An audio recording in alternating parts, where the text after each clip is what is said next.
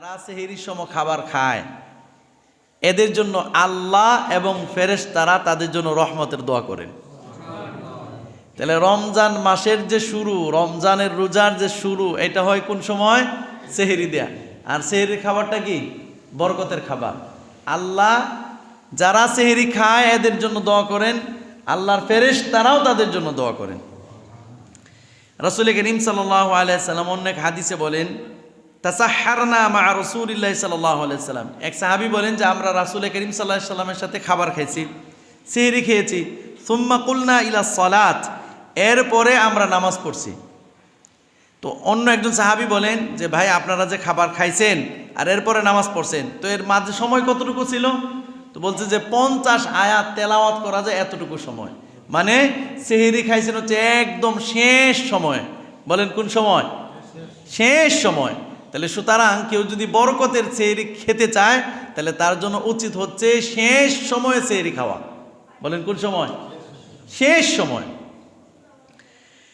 আল্লাহ রাসূল সাল্লাল্লাহু আলাইহি সাল্লাম সেহরি খাওয়ার কথা যেরকম বলছেন, অনুরূপভাবে ইফতারের কথা বলছেন। ইফতার, আল্লাহর হাবিব সাল্লাল্লাহু আলাইহি সাল্লাম বলেন, লা ইয়াজালুন নাস বিখাইরিন মা আজ্জালুল ফিতরাহ, যে আমার উম্মতের মধ্যে ততদিন পর্যন্ত বরকত বাকি থাকবে, উম্মত ততদিন কল্যাণের উপরে থাকবে যতদিন পর্যন্ত এরা তাড়াতাড়ি ইফতার করবে। আজ্জালুল ফিতরাহ, তাড়াতাড়ি কি করা? ইফতার করা। আল্লাহর হাবিব সাল্লাল্লাহু আলাইহি ওয়াসাল্লাম সূর্য ডুবার সাথে সাথে ইফতার করতেন। এক সাহাবী বলেন যে আমি রাসূলকে বললাম, ইয়া রাসূলুল্লাহ, আপনি এত তাড়াতাড়ি ইফতার করতেছেন, সময় তো মনে হয় বাকি আছে। রাসূল বলেন, না, আল্লাহ তাআলা আমাদেরকে অর্থাৎ নবীদেরকে, রাসূল এভাবে বলেন, ইয়া মা'শারাল আম্বিয়া উমিরনা বিতা'জিল ইফতারিনা ওয়া তাখিরি সুহুরিনা, যে আল্লাহ তাআলা সমস্ত নবীদেরকে আদেশ করছেন যে নবীরা যেন তাড়াতাড়ি ইফতার করে এবং দেরিতে সেহরি খায়।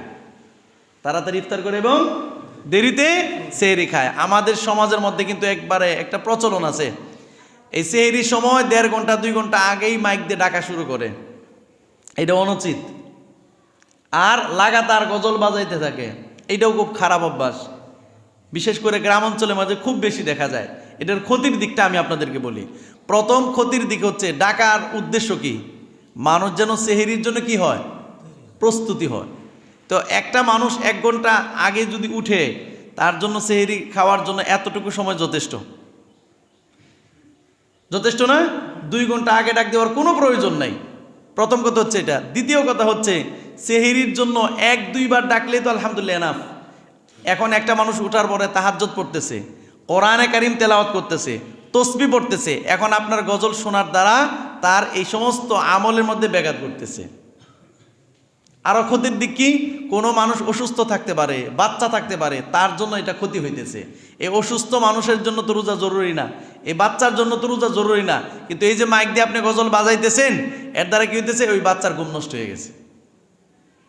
আরও ক্ষতির দিক হচ্ছে, আমাদের পাড়া প্রতিবেশী অনেক সময় অমুসলিমরা থাকে, তাদের জন্য কি রোজা ফরজ? এরা কি মুসলমান?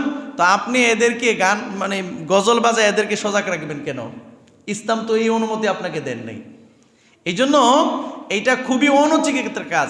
আপনি 2-3 বার ডাক দিতে পারেন, আলহামদুলিল্লাহ। যদি কেউ এই সেহরি যারা খায় এদেরকে কেউ যদি ডেকে দেয় যেন প্রত্যেক মানুষের সেহরি খাইতে পারে, এইটাও নেকের কাজ। এটাও কি নেকের কাজ। কিন্তু নেক কাজ করতে যাইয়া যেন কি না হয়? ক্ষতি না হয়। আর রমজান মাসের আমরা অনেক ভাইয়ের ধারণা হচ্ছে এটা, যে রমজান হচ্ছে খাওয়ার মাস। বলেন কিসের মাস? খাওয়ার মাস। অনেক মানুষ এই কথা বলেও যে রমজানে যত বেশি খাও এটার কোনো আল্লাহর কাছে জবাব দিতে হবে না। রমজান মাস খাওয়ার মাস না, রমজান মাস হচ্ছে খাওয়ানোর মাস। বলেন রমজান কিসের মাস? বলেন, আরো বলেন। খাওয়ানোর মাস। আল্লাহর হাবিব সাল্লাল্লাহু আলাইহি ওয়াসাল্লাম সেহরির সময় খেজুর খাইতেন। কয়টা খাইতেন? 3টা খাইতেন। কয়টা? 3টা। ইফতারির সময়ও খেজুর খাইতেন। যদি পাকা খেজুর পাইতেন, গাছ পাকা, এটাও খাইতেন। আর যদি না পাইতেন খেজুর, পানি দিয়ে ইফতার করতেন। তা আপনি হাদিস পড়ে দেখেন, রাসূল করিম সাল্লাল্লাহু আলাইহি সাল্লাম বেশি খাইতে বলছেননি। আর যেই কথা সমাজের মধ্যে প্রচলন করছেন যে রমজানে বেশি খাইলে আল্লাহর কাছে জবাব দিতে হয় না, এটার কোনো দলিল আছে? দলিল নাই। কিন্তু হাদিস হচ্ছে রমজান খাওয়ার মাস না, বরং রমজান হচ্ছে খাওয়ানোর মাস। বলেন কিসের মাস? খাওয়ানোর মাস। সাহাবাই কেরাম ওনারা তো বেশিরভাগই দারিদ্র ছিলেন, অল্প দিয়ে ইফতারি করতেন, এইটাও আবার প্রতিবেশীকে দিতেন, প্রতিবেশীকে দিতেন, মেহমানদারি করতেন, নিজের কাছেই অল্প। আল্লাহ হাবিব সাল্লাল্লাহু আলাইহি সাল্লাম এক হাদিসে বলেন, মান ফাত্তারা সাইমান, মান ফাত্তারা সাইমান, যেই ব্যক্তি একজন রোজাদারকে ইফতার করাবে, কানা লাহু মিসলু আজরিহি গায়রা, সে যাকে ইফতার করাইলো, সে ইফতার করার পরে, সে সারাদিন রোজা রাখার পরে যতটুকু নেকি হয়েছে, যে ইফতার করাইছে তারও এই পরিমাণ নেকি হবে। সুবহানাল্লাহ। রাসূল বলেন এইভাবে, আন্নাহু লা ইয়ানকুসু মিন গায়রি সাইমি শাইআ, যে ইফতারটা করলো, একজনে তো ইফতার করাইলো, আরেকজন ইফতার করলো, এই যে সে নিজে ইফতার করলো অন্য ভাইয়ের রিজিক দিয়া, এই জন্য তার নেক আমল কোনো কমতি হবে না। আমাদের অনেকে ধারণা হচ্ছে এটা, যে আমি সারাদিন রোজা রেখে অন্য ভাইয়ের ইফতার দিয়ে যদি ইফতার করি, তাহলে আমার পুরানে কিন্তু ওই ভাই নিয়ে গেছে, আমার আর নাকি হবে কি? আল্লাহর খাজানায় কোনো কম আসেনি। এই ধারণা যাতে মানুষের মধ্যে না হয়, এজন্য রাসূল বলেন, আন্নাহু লা ইয়ানকুসু মিন আজরি সাইমি, রোজাদারের নেকি থেকে লা ইয়ানকুসু শাইআন, কোনো কিছু বাদ দেওয়া হবে না, কম করা হবে না, বরং রোজাদারের তো রোজার নেকি হবেই, কিন্তু যেই ভাই তাকে ইফতার করাইছে তারও পরিপূর্ণ একটা রোজা রাখার কি হবে? নেকি হবে। এই জন্য রমজান মাস খাওয়ার মাস না খাওয়ানোর মাস? বলেন রমজান কোন মাস? খাওয়ানোর মাস। আপনার যতটুকু আছে এতটুকুই অন্যকে দেন, আবার অন্য এটা দিলে আপনিও খান, এই নিয়তে তুমি আমারটা খাও, নেকি যেন আমি পাই, আর আমিও তোমারটা খাইতেছি, আমার নেকির জন্য তুমি পাও। এটা ছিল রমজানের শিক্ষা। এই জন্য শুধু একা একা খাইলাম, হ্যাঁ, আর অন্যের কোনো খবর নাই, এরকমটা যেন না হয়। আমার পাড়া প্রতিবেশী যারা আছে, আমার আশপাশে যারা আছে, এদেরকে যতটুকু আমার সম্ভব এদেরকে আমি খাবার বন্টন করব, এদেরকে আমি দিয়ে খাবো। শুধু একলা নিজের খাওন খাইলাম, আমার পাড়াবতীর খবর নিলাম না, আমার ভাই বেড়াদের খবর নেই, আত্মীয় স্বজনের কোনো খবর নেই, শুধু নিজের পেট পোড়া করলাম, এইটা রমজানের শিক্ষা না। এটা কি না? রমজানের শিক্ষা না। এই জন্য রাসূল করিম সাল্লাল্লাহু আলাইহি ওয়াসাল্লাম অন্যকে খাওয়াইতে বলছেন। রমজান হচ্ছে অন্যকে খাওয়ানোর মাস। অনুরূপভাবে রাসূল করিম সাল্লাল্লাহু আলাইহি ওয়াসাল্লাম রমজানের যারা রোজা রাখে, একটা ফাজাইল তো গত জুমে আপনারা শুনছেন, যে এটা হচ্ছে হাদিসে কুদসি। আল্লাহ বলছেন, দুনিয়াতে যত আমল মানুষে করে সব আমল হচ্ছে নিজের মুক্তির জন্য, নিজের দারাজাত বুলন্দ হওয়ার জন্য, কিন্তু আল্লাহ বলেন রোজা হচ্ছে আমার জন্য। সুবহানাল্লাহ। রোজা কার জন্য? আমার জন্য। আল্লাহ বলেন রোজা এটা আমার, as-সাওমু লি, রোজা হচ্ছে আমার, এটা বান্দার না, এটা আমার। সুবহানাল্লাহ। ওয়া আনা আজিজি বিহি, আমি এইটার প্রতিদান দিব। কোন কোন হাদিসের মধ্যে বলছে ওয়া আনা উজজা বিহি, যে রোজার প্রতিদান স্বয়ং আমি নিজে আল্লাহ। কেন? রোজা মানুষ আমার জন্য রাখে। কার জন্য? আল্লাহর জন্য। অনুরূপভাবে রাসূল করিম সাল্লাল্লাহু আলাইহি সাল্লাম বলেন, যারা রোজা রাখে, মান সামা রমাদান ঈমানা ওয়া ইহতিসাবা, রোজা রাখতে হবে দুই শর্তে। বলেন কয় শর্তে? বলেন কয় শর্তে? দুই শর্তে। মান সামা রমাদান ঈমানা ওয়া ইহতিসাবান, যে ব্যক্তি রোজা রাখে ঈমানের সাথে নেকের আশায়। বলেন কিভাবে রোজা রাখে? ঈমানের সাথে নেকের আশায়। গুফিরা লাহু মা তাকদ্দামা মিন যামবি, আল্লাহ তাআলা তার পূর্বের সকল গুনাহকে ক্ষমা করে দিবেন।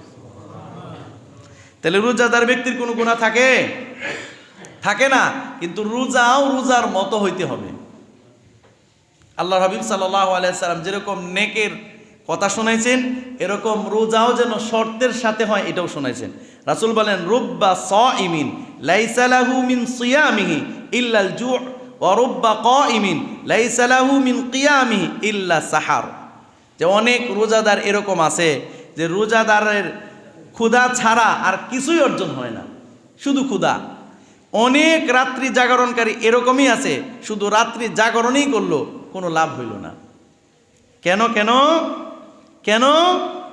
রাসূল করিম সাল্লাল্লাহু আলাইহি সাল্লাম বলেন, যেই ব্যক্তি রোজা রাখলো লাইসা সিয়াম মিনাল আকলি ওয়াশ শুরবি ইন্নামা সিয়াম মিনাল লাগবি ওয়ার রাফাথ। আল্লাহর হাবিব সাল্লাল্লাহু আলাইহি সাল্লাম বলেন, লাইসা সিয়াম মিনাল আকলি ওয়াশ শুরবি, না খাওয়া, পানি পান না করা, এটার নাম রোজা না। এটার নাম কি না? রোজা না। আমরা তো এটাই বুঝি, খাইলাম না, পানি পান করলাম না, তো আমার রোজা হয়ে গেছে। রাসূল বলেন না, ইন্নামাস সিয়ামু মিনাল লাগবি ওয়ার রাফাথি, যে রোজা হচ্ছে কি, যে রোজা হচ্ছে অনর্থক এবং অশালীন কথাবার্তা বর্জন করার নাম। শুধু খাওয়া থেকে বিরত থাকা, পান করা থেকে বিরত থাকা, এটার নাম রোজা না। ইন্নামাস সিয়ামু মিনাল লাগবি ওয়ার রাফাথ, লাগবুন শব্দ হচ্ছে অনর্থক কথাবার্তা, যেই কথার কোনো ভিত্তি নেই।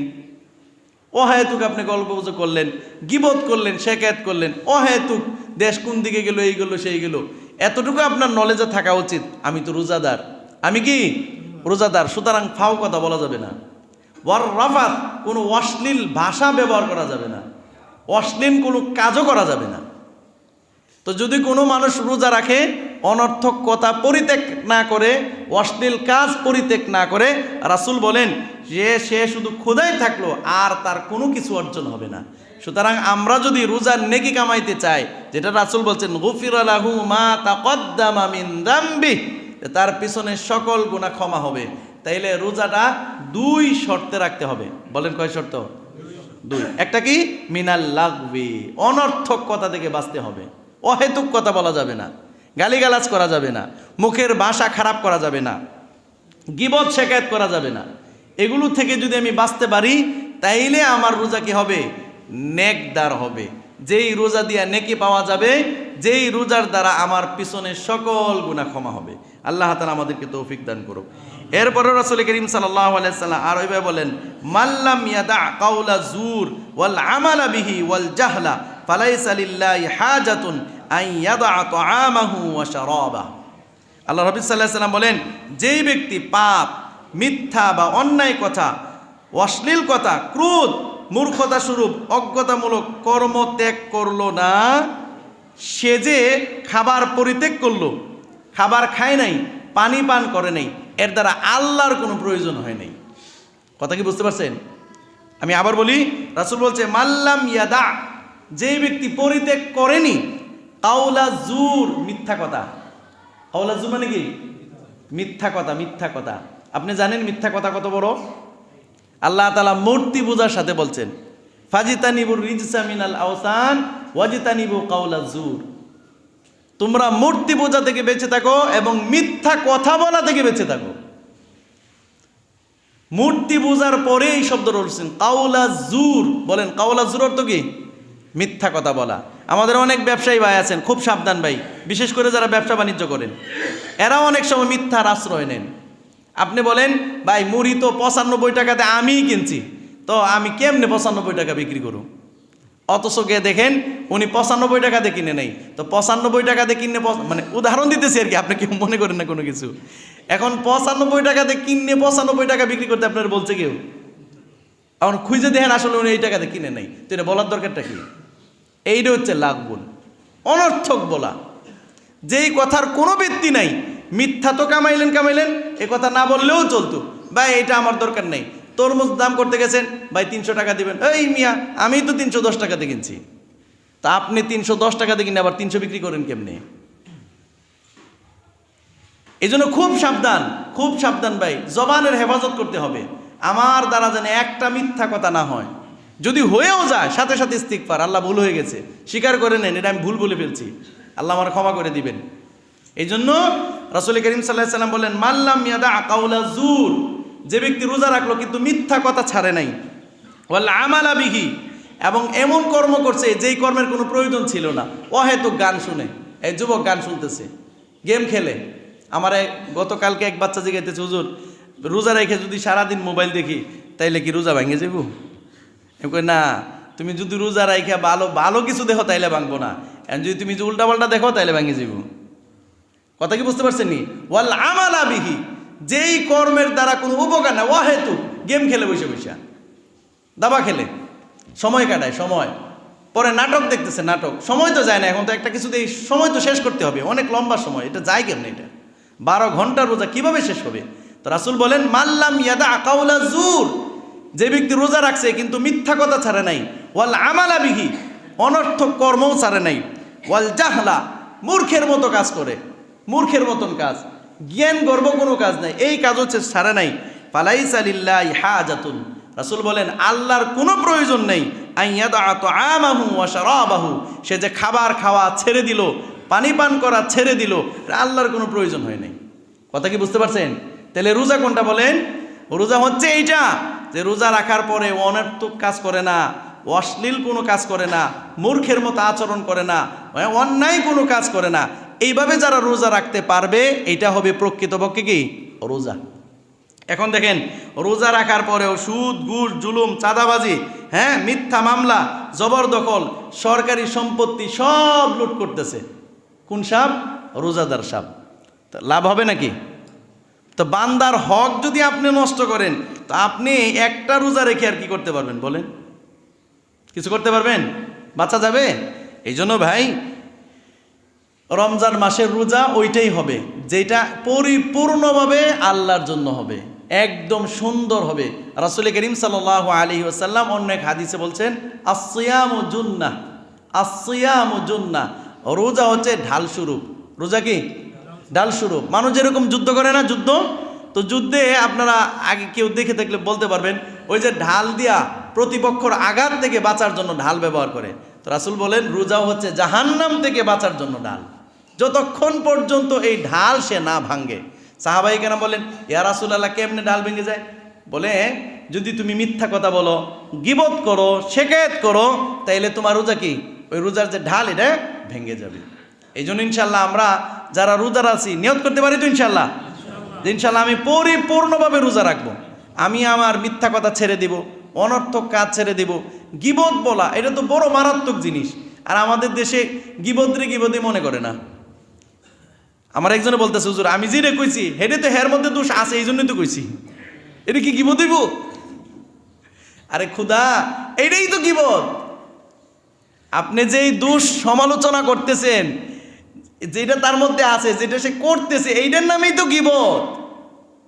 আর যেটা সে করে নাই, বানিয়ে বলতেছেন, এটা তো গীবত না, এটা তুহমত, এটা আরো বড় পাপ। কথা কি বুঝতে পারছেন? বলেন গীবত কাকে বলে? আমার মধ্যে আপনি একটা দোষ দেখলেন, হুজুরে প্রত্যেক দিন নামাজে 3 মিনিট পরে আসে, আবার নামাজ পড়ে জানি কই চলে যায়, এটা বাইরে গিয়ে আপনি খুব কয়েকজনের কাছে সমালোচনা করছেন, এটার নাম কি? একটা বলেন হুজুরে সপ্তাহ বাড়িতে যায়, আসলে হুজুরে যায় নাই, মিথ্যা অপবাদ দিলেন, এটা হচ্ছে তুহমত। কথা কি বুঝছেন? তো যেই আলোচনাটা সমালোচনা করতেছেন, এটা তার মধ্যে আছে, এই দোষটা তার মধ্যে আছে, এইটা আলোচনা করার নামেই কি গীবত। আর যদি এটা তার মধ্যে না থাকে, তাহলে এটা তুহমত, এটা আরো অনেক বড় পাপ। কথা কি বুঝতে পারছি ভাই? এই জন্য মানে কি বলে, এটার মজাদার একটা পাপ হচ্ছে গীবত, মজাদার পাপ। এটা কইলে মজা লাগে, কইলে কি লাগে? মজা লাগে, মজা। তো মজা যে লাগে, এটার পাপ কি জানেননি? আল্লাহ তাআলা কোরআনে বলছেন যে গীবত করা, মানুষের দোষ নিয়ে চর্চা করা, এটা হচ্ছে মৃত ভাইয়ের গোশত খাওয়ার সমান। নাউজুবিল্লাহ।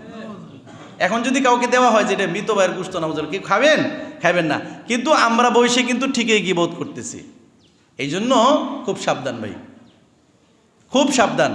রাসূল করিম সাল্লাল্লাহু আলাইহি সাল্লাম এক হাদিসে বলেন যে রোজাদার ব্যক্তিকে কেউ যদি গালিও দেয়, বকা দিছে, আপনারা বকা দিছে, আল্লাহ রাসূল সাল্লাল্লাহু আলাইহি সাল্লাম বলেন, সে যেন বলে আনা সাইমুন, ভাই আমি রোজা রাখছি, তোমার কিছু কমো না। কি রাখছি? রোজা রাখছি, এই জন্য কিছু কমো না, রোজাটা শেষ হোক, এরপরে বোঝাবো। কথা বলছেন নি? তারপরেও মানে ধৈর্য ধরা। রোজা রাখলে একটু পেট যেহেতু ক্ষুধা থাকে, ইনশাল্লাহ রাগ হয়ে যায়, এটা স্বাভাবিক, কিন্তু এরপরেও আল্লাহর দিকে তাকে ধৈর্য ধরা, না ভাই আমি রোজা রাখছি, আজকে কিছু কমো না তোমারে। তো কেউ যদি এইভাবে কন্ট্রোল করতে পারে, তাইলে এটা হবে প্রকৃতপক্ষে রোজা। আর এই রোজার দ্বারা কি হবে? তার গুনাহ মাফ হবে, আর এটা নেক হবে, নেক। অনুরূপভাবে রোজার সাথে আরেকটা জিনিস আছে। রাসূল করিম সাল্লাল্লাহু আলাইহি সাল্লাম হাদিসে বলেন যে আল্লাহ তাআলা তোমাদের উপরে রোজা ফরজ করছেন, আর আমার পক্ষ থেকে হচ্ছে কিয়ামুল লাইল। কি বলেন? কিয়ামুল লাইল, রাত্রিকালীন নামাজ। আল্লাহর হাবিব সাল্লাল্লাহু আলাইহি সাল্লাম সাহাবাই কেরামদেরকে নিয়ে 3 দিন মসজিদে নববীতে কিয়ামুল লাইল পড়ছেন। বলেন কি পড়ছেন? কিয়ামুল লাইল, রাত্রিকালীন নামাজ পড়ছেন। এখন রাকাত 8 হোক আর 20 হোক, 8 হোক আর 20 হোক, কিন্তু কিয়ামুল লাইল করতে হবে, এটা রোজার সাথে সম্পৃক্ত। কথা কি বুঝতে পারছেন নি?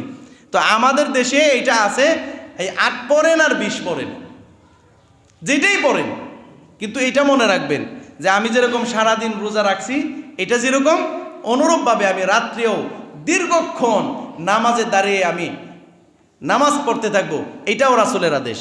এটাও কি রাসূলের আদেশ? আল্লাহ হাবিব সাল্লাল্লাহু আলাইহি সাল্লাম বলেন, মান কামা রমাদান, যে ব্যক্তি রমজানে দাঁড়ায় মানে কি নামাজ পড়ে, কিয়ামুল লাইল করে, মান কামা রমাদান ঈমানা ওয়া ইহতিসাবা, ঈমানের সাথে নেকের আশায়, গুফিরা লাহু মা তাকদ্দামা মিন যামবি, আল্লাহ তাআলা তার পিছনের গুনাহগুলো ক্ষমা করে দেন।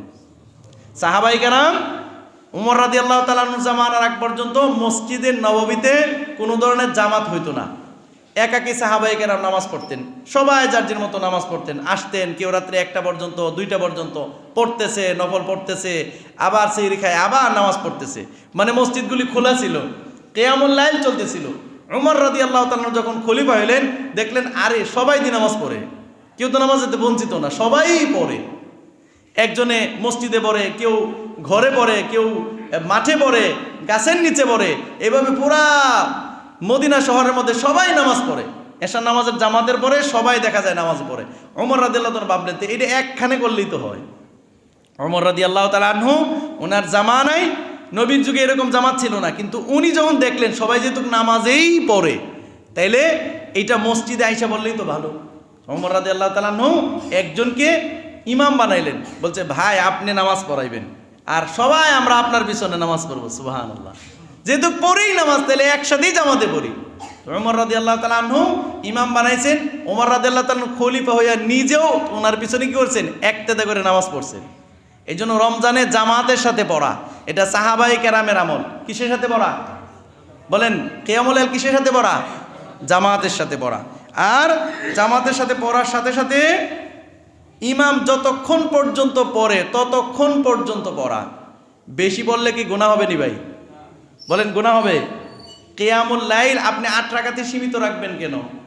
রাসূল করিম সাল্লাল্লাহু আলাইহি ওয়াসাল্লাম 8 রাকাত যে পড়ছেন, যে হাদিস দলিল দেন, রাসূল করিম সাল্লাল্লাহু আলাইহি ওয়াসাল্লাম রমজানেও 8 রাকাত পড়ছেন, রমজানের বাহিরেও 8 রাকাত পড়ছেন। এটা তো তাহাজ্জুদের হাদিস। কিসের হাদিস? তাহাজ্জুদের হাদিস। তো আপনি এটা আরো বাড়ান, সমস্যা কি? আপনি এটা আরো বাড়ান। সাহাবায়ে কেরাম তো 20 রাকাত পড়ছেন, সহিহ দলিল আছে যে ওমর রাদিয়াল্লাহু তাআলা যে ইমাম বানাইছিলেন উনি 20 রাকাত পড়াইছেন। মুসল্লি কারা এরা? বলেন এই মুসল্লিরা কারা? ওমর রাদিয়াল্লাহু তাআলা আনহু। রাসূল করিম সাল্লাল্লাহু আলাইহি ওয়াসাল্লাম হাদিসে বলেন, লাউ কানা বাদি নাবিয়্যান লাকানা উমর, যদি আমার পর আল্লাহ কাউকে নবী বানাইতেন, যদি অপশন থাকতো, তাহলে আল্লাহ উমরকে নবী বানাইতেন। এই যোগ্যতা তার মধ্যে ছিল। উনিও ইমামের পিছনে নামাজ শেষ করছেন। এই জন্য রাসূল করিম সাল্লাল্লাহু আলাইহি ওয়াসাল্লাম বলেন, মান কামা মাআল ইমাম, যে ব্যক্তি ইমামের সাথে নামাজ পড়ে, বলেন কার পিছনে?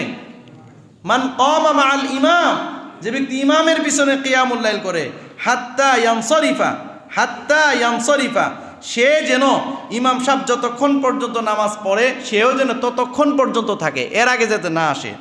কুতিবা লাহু কিয়ামু লাইলাতিন, যে ব্যক্তি ইমামের আগে আসলো না, ইমাম যতক্ষণ নামাজ পড়াইলো সেও ততক্ষণ পর্যন্ত ইমামের সাথে থাকলো।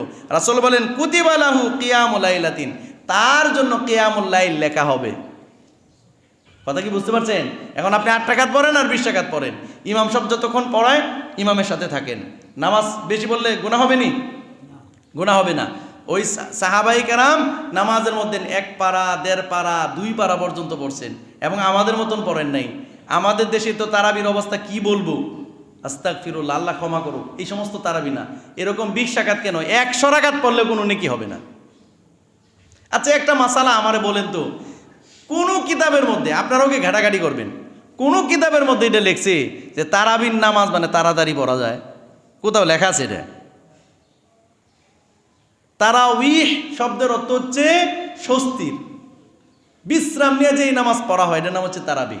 মানে 4 রাকাত পড়ার পরে যতটুকু সময় নিয়ে আপনি 4 রাকাত পড়ছেন এতটুকু সময় আপনি বিশ্রাম নেন, এরপর আবার যখন শক্তি সঞ্চার হয়েছে আবার সুন্দর করে পড়েন। এইটা ছিল কিয়ামুল লাইল। এখন আমাদের দেশে ওই 20 টাকাতেই পড়ে, আমার তো মনে হয় যে 2 টাকা তো হবে না।